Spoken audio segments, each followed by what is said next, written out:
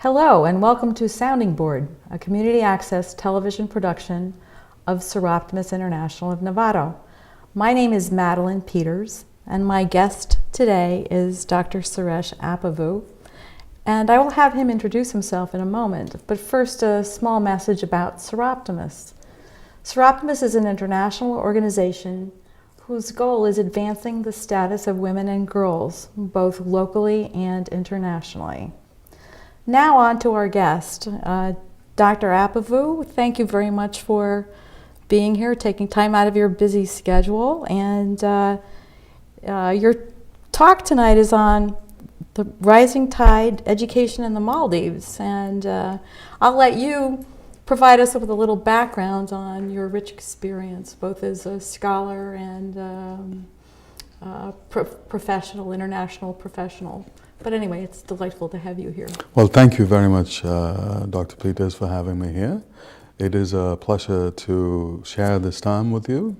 And it is also a great honor to have represented the United States as a Fulbright Scholar to the Maldives for 2012-2013. Now, you'll have to explain where the Maldives are. Yes, the Maldives are an archipelago of islands. They're situated in the Indian Ocean. Approximately an hour from Sri Lanka and about 2 hours from the southern coast of India. And they are considered to be a very, very beautiful set of islands. And there are approximately about roughly 1,500 plus islands. Not that many, okay. And of which only a third has actually really been explored properly, and out of which approximately 200 islands have been inhabited and so on. The major source of revenue for the GDP of the Maldives is tourism, and their resorts are considered one of the best and the highest in the world in terms of quality and luxury, and range and can be extremely expensive in the sense of the kind of quality and luxury they provide, and the particular beauty of the natural islands that they are located in. And the Maldives has long since followed a policy of one resort per island, so essentially there's only one resort on each island where the resort is built, and therefore it's always a spectacular sort of resort that people go to. Was that decision made for conservation purposes, for business purposes? For both of those issues, largely because the infrastructure is set up where many of the people who work in the resorts, they tend to stay. There are dormitories for them and smaller apartments and workers' compounds and so on, where they actually stay on the island and spend about 11 months of the year. And they usually then have about a month or so as vacation where they go back to their own islands.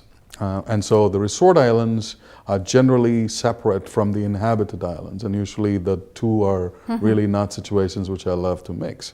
Largely because, you know, it is a Muslim country, and therefore resorts are places where foreigners come, many of whom may want to have access to alcohol and the usual sort of vacation spot luxuries. And therefore the government has made it very clear that while the resort is a business enterprise, that it really should not bleed over into the regular inhabited sort of islands. And so many of the workers who come from those islands live on the resort island for about 11 months of the year, and then go back to their islands for their vacation times, or in cases of emergencies or when family requires and things like that. So that the inhabitants can preserve their culture and practices. Right. And then of course be available, be there as workers to support the tourist industry, which, as you Right. said, And part of the problem is also because much of the Maldivian population, particularly the workers who work in the resorts and so on, also need to have improved educational facilities. Many of the women who also work in the resorts will need to develop their educational facilities, and that's always been a challenge in the Maldives, particularly for young Muslim women, because their opportunities need to be more advanced, and because this is an archipelago of islands, getting an education is usually not as easy as we might think, because obviously you can't build a university on every island, you can't build a college on every island, that's impossible to do.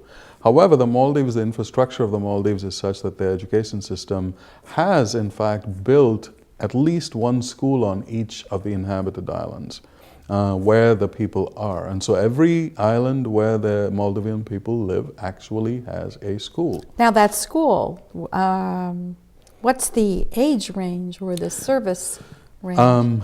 It could range from being a full service school, meaning that it can range from an elementary all the way through high school, and in addition to which it can have vocational education. Or it can be an elementary to middle school, just depends on the size of the island and the population of the island. But there is always a school in every island. What influenced your decision to spend a year? I mean, obviously it was the Fulbright scholarship, right. But how did you get?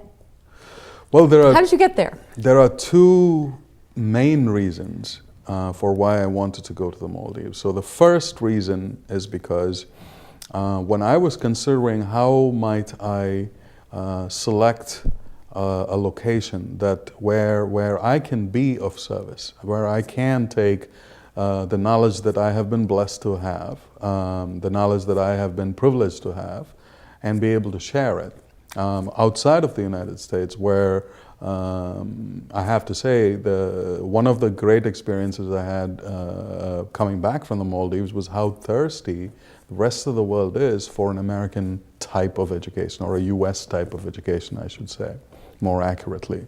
Now, coming back to the 2 points I wanted to make, the first point is that I was reviewing the Maldivian education system, and one of the things that they had done, particularly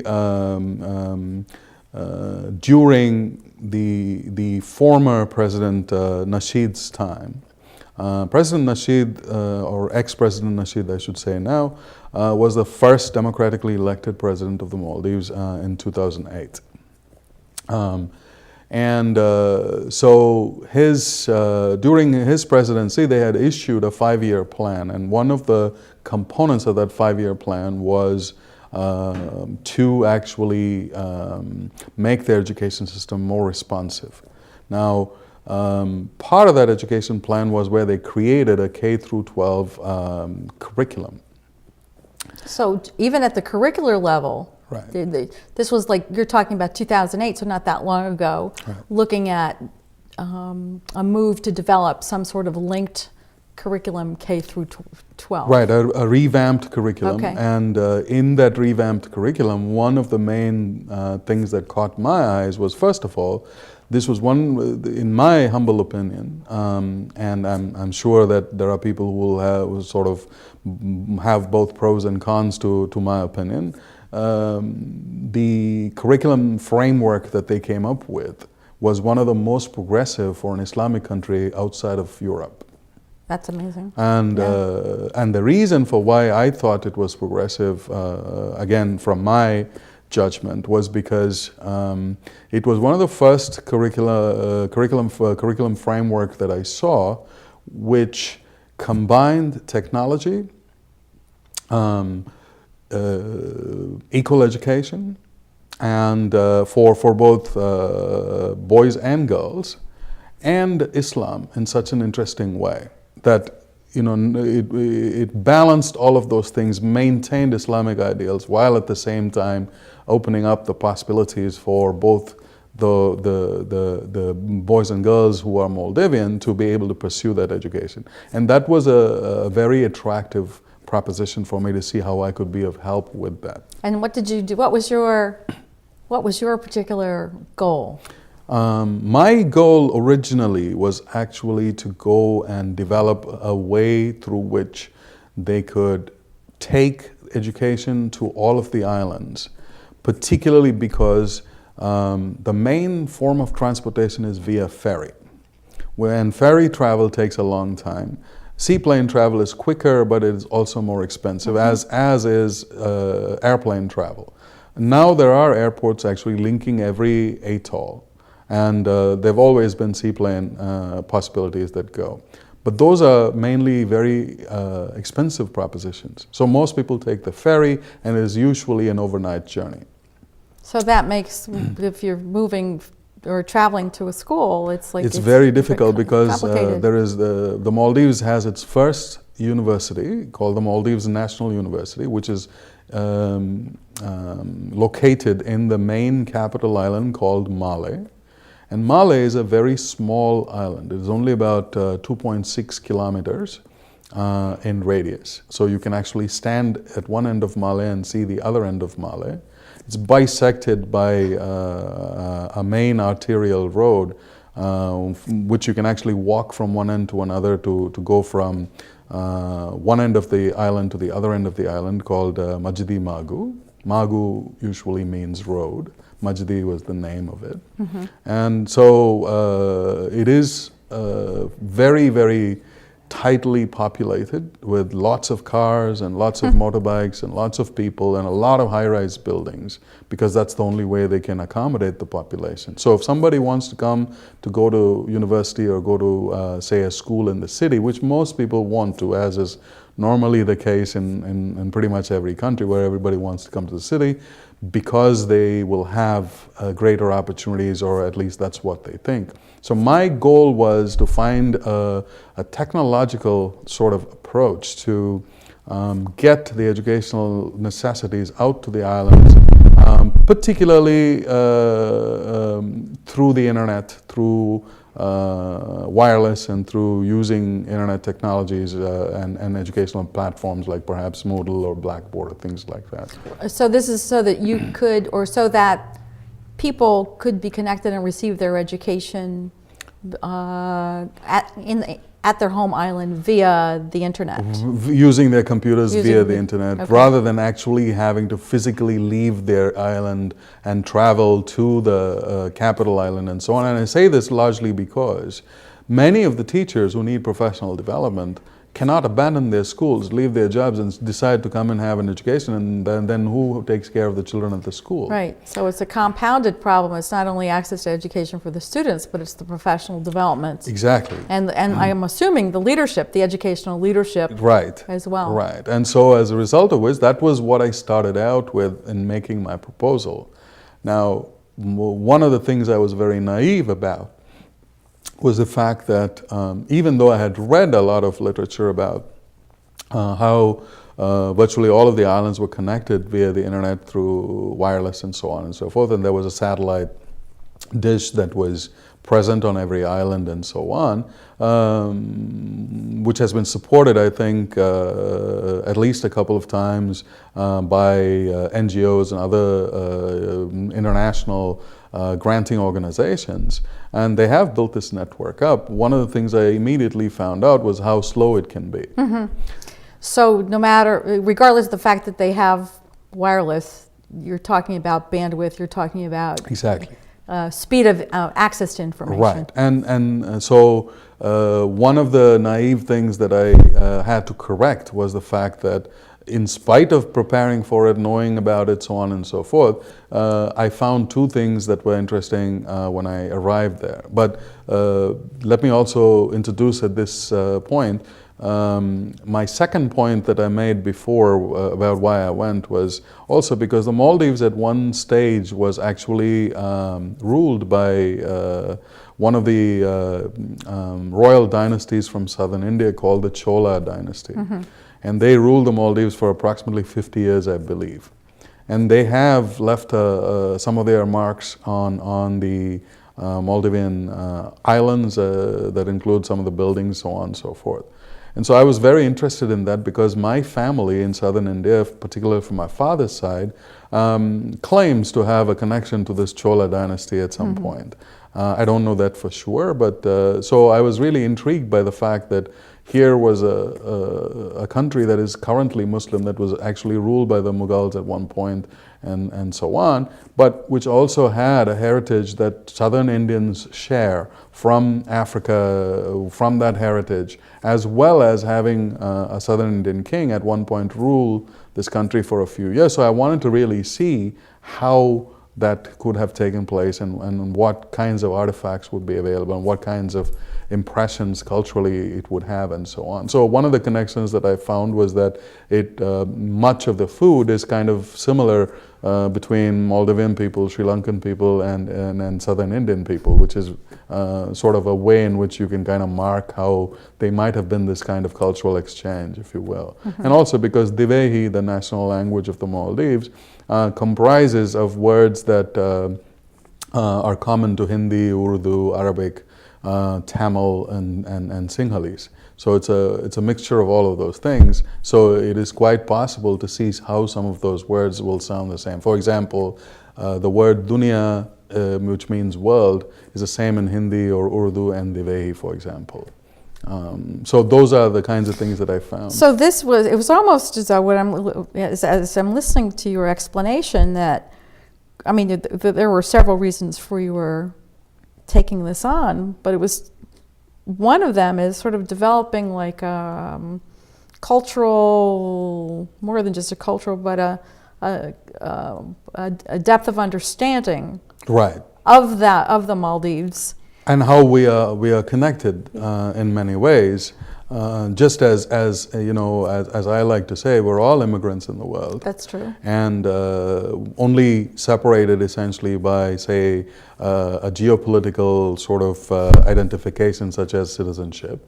But on the other hand, one of the ideas of the Fulbright program is for cultural and educational exchange. And so I truly wanted to believe that there would be a cultural and educational exchange as opposed to the typical manner in which sometimes people end up going and behaving as if they are the experts and they're there to do a good favor or a good thing for the local people. So I'm thinking that you're going to the Maldives, it was not to change or influence or proselytize.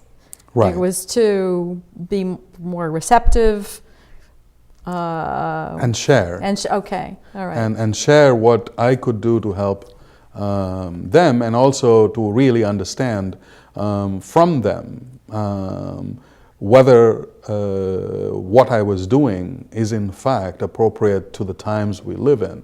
Because I can claim to be an expert, and perhaps people will even confer that I am an expert, and you know, in my professional work. But I think it is always important for someone who is in education, particularly someone who teaches in the field of education, to constantly apprise themselves of going inward and really beginning to reflect very much on how am I doing? How am I teaching? Is it actually working? And if it is working, how can I actually make myself more useful to people who really, really need me? Well, that must have been very interesting for you. We've only had a chance to chat briefly. I did hear you speak when you spoke at Dominican. It just seemed as though a world opened for you and actually for us as your audience in terms of your educating the Dominican community, the community in our little California community on the Maldives. But can you be more specific as to how that worked, how you see that work, how that worked for you, and maybe how others might be part of that, or helpful is not the right word, but engaged? Right. I think that's a really, really good question. First thing I want to say is when I arrived in the Maldives, one of the first things I learned was that it is perhaps better to build capacity for Maldivians to actually learn how to do the things that they needed to do for their country and for their people, as opposed to me doing the work for them. And typically in many international granting circumstances, for example, from many international agencies, particularly aid agencies, one of the difficulties that the local people have often faced, and sometimes have expressed this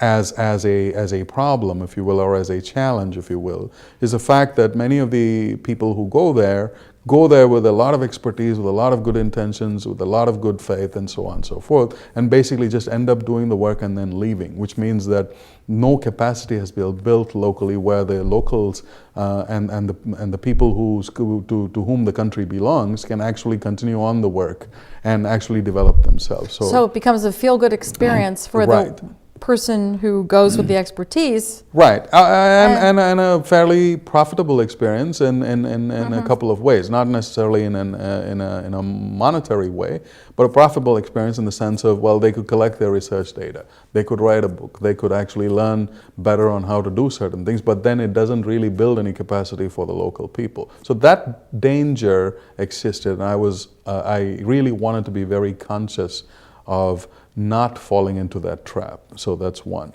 The second thing I would say is when I learned that people were really thirsty to learn how to develop their own capacity, that became very challenging for me. And so that was one of the realizations that I went through, which was I generally, come from Dominican University of California. I work in fairly privileged circumstances in San Rafael. I teach a fairly privileged set of students, meaning that they come to Dominican, they pay their fees, they usually have a very good education before they come, either at a bachelor's degree level or at a graduate level. And so I'm able to talk about a lot of things very removed from some of the basic foundational understandings of how to build capacity, because I already assume that they have certain capacities that they come with. Now, this whole context changes when you're in a country where you realize that that's not the case. And so now I have to come off my ivory tower. I have to come off the cliffs that I've been sort of wandering around with my great ideals to really, come to the ground and say, okay, how do I actually teach a person to develop educational systems, to begin to think systematically, to begin to sort of design courses with an idea of proper instructional design? How do I help them really understand how these things interlink and how they connect to each other? And most importantly, how do I build enough confidence and enough motivation and enough knowledge for them so that when I leave, they will be able to continue these conversations and make it much more richer and have a very clear way on how they can proceed further by actually doing things for themselves. Were you able to do that? I think to a large extent I was. And in some ways I think it was surprising for them, because maybe I was one of the few people who said, no, I'm not going to do the work for you, but I'm going to help and I'm going to partner and I'm going to work with you. And I have always been a very strong believer in Paulo Freire, as you well know. And Paulo Freire always said education is not something that you do to people or for people. It is something that you do with people. And so I had to be constantly aware of the fact that that's what I should be practicing. So that ended up being your sort of frame of reference as you were helping these people build capacity. Right. We only have just a few more minutes left. Sure. I want to make sure that you touch on, what are several points that you really want to emphasize that this experience has given you that you want to share with our audience? The first thing I want to say is that everybody should really go out and help people in other parts of the world who are thirsty for this kind of capacity building knowledge. The second thing I want to share is that unless we are able to share the knowledge that we have freely, We are but one species, irrespective of our differences. And we really need to think in those terms about what happens to us as a species as opposed to what happens to us as a country or a group. And so that is important to do. The third thing I want to point out is that much of the experience of going and living for a time in another country really brings one to become more humble about ourselves and to learn more about who we are and what we can manage. And also, particularly for me, this was the first time I was representing the United States as a U.S. citizen in a country. And so I have to say that my feelings of being a U.S. citizen were considerably heightened, and I felt really, really proud to be serving my country on one hand. On the other hand, what I also felt was a tremendous amount of privilege and how much we take for granted as people in the United States who live in the United States and enjoy the benefits of the United States, because the rest of the world certainly does not live like us. And they don't have the same kinds of services and things like us. But what is really amazing is the fact that people around the world are all really as happy and demonstrate their happiness with what they have. And I think that's something that we should constantly be thinking about, particularly as we sort of approach the season of celebrations here in the United States, about how much we have and how much of a privilege we enjoy to be living in these circumstances that we live in. It seems as though your experience, it's interesting hearing you speak about your experience in the Maldives, because if I look at the Suresh organization, which is an international organization, and it's almost as though for me in my experience being a member of Suresh and connecting with Suresh in different parts of the world, that sharing of information and that sort of humbleness is part of the organization. And what I'm hearing is we need to look at this, look at what else we can do to share and to receive, because as you said, we are one species. Right. And geographic boundaries are just geographic boundaries.